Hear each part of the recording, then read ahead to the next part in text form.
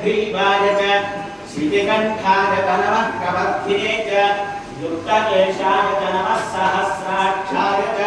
शतधन्वने च नमो विवाय च श्रीत्याय च परिश्रवाय च नमः आशुषेणाय च सुरधाय च नमः शूराय च अवभिन्दते च नमो वर्मिणे च वरूधिने च नमो बिल्विने च कवचिने च नमः श्रुताय च श्रुतसेनाय च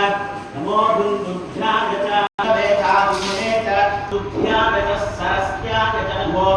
नाट्याय च वैशन्ताय च नमः पुष्ट्याय च अवट्याय च नमो वश्याय च वश्याय च नमो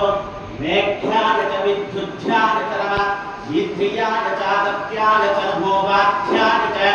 रेश्मियाय च नमो वास्तव्याय च वास्तुपाय च हर हर